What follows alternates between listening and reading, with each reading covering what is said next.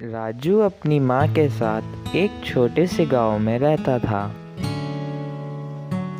उसकी माँ बहुत मेहनत करके फसल उगाकर उनको बेचकर अपने घर को चलाती थी। एक दिन राजू अपने दोस्त मोहित के साथ खेल रहा था।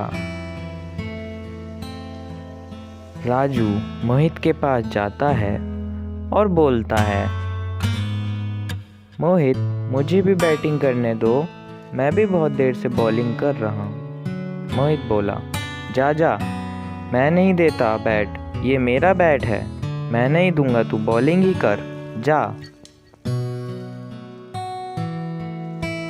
राजू काफ़ी उदास हो जाता है और रोने लगता है और मुंह लटकाता हुआ अपने घर की ओर चला जाता है।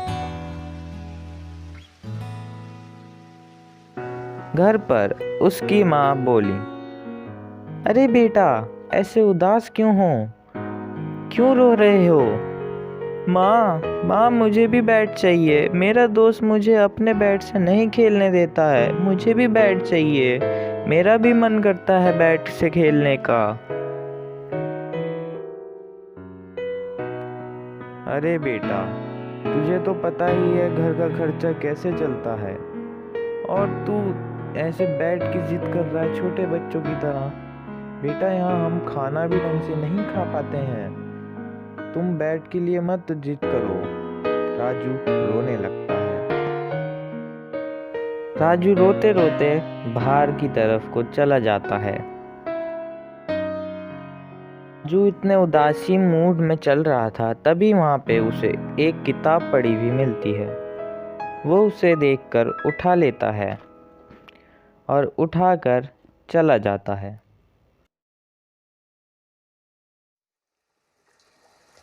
राजू एक पेड़ के नीचे जाकर बैठ जाता है।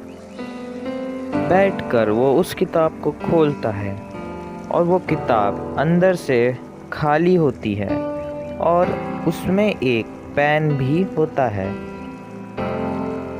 राजू के साथ जो जो होता है वो उस पेन से उस किताब में लिखने लगता है। राजू जैसे ही उस बैट के बारे में किताब में लिखता है, तभी एक रोशनी चमकती है और राजू बोलता है, अरे ये क्या हुआ? राजू देखता है, वो बैट उसके सामने आ जाता है। राजू उस बैट को लेकर काफी खुश होता है और ये सोचने लगता है कि इस किताब में ऐसा क्या हुआ जो ये बैट उसके हाथ में आ गया। राजू घर आता है। माँ, ये किताब मुझे रास्ते में पड़ी हुई मिली। अरे बेटा, किसी भी रास्ते में पड़ी हुई चीज़ को नहीं उठाते हैं। पर माँ, इसमें मैंने अपने बैट के बारे में लिखा तो इसमें से एक रोशनी निकली और वो बैट मेरे हाथ में आ गया। और माँ, ये बहुत ही अजीब सी किताब है और इसमें एक पेन भी मिला। ऐसे बोलते हुए राजू सारी बातें बताता है। उसकी माँ फिर अपनी मर्जी से जो मन में आता वो लिखती और वो सामान सामने आ जाता। राजू बहुत खुश था और खुशी खुशी वो अपने दोस्त मोहित के पास जाता है। मोहित, तुमने मुझे बैटिंग करने से मना किया था ना, देखो अब मैं भी बैट लेके आया हूँ, ये भी बिल्कुल तुम्हारी तरह।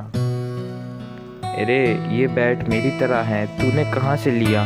मुझे भी बता ना, बता तूने ये बैट कहाँ से लिया?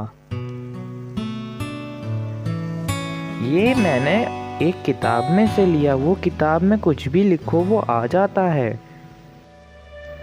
मोहित रात के वक्त दबे पांव आता है और उस किताब को उठा के चला जाता है, पर पेन नहीं उठाता है और अपने घर आते ही सोचता है कि मैं अब इस गांव में सबसे बड़ा घर बनाऊंगा, और वो डायरी में ये सोचकर लिखने लगता है। अचानक से उसका घर हिलने लगता है और गायब हो जाता है।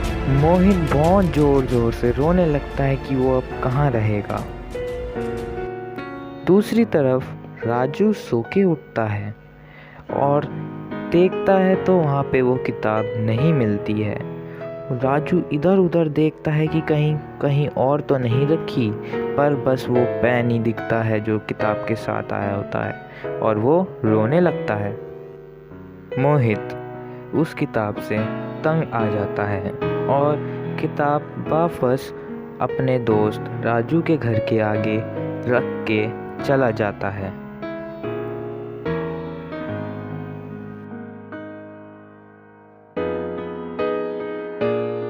उस किताब की वजह से राजू की सारी दिक्कतें दूर हो जाती हैं और वो अपने माँ के साथ खुशी खुशी रहने लगता है।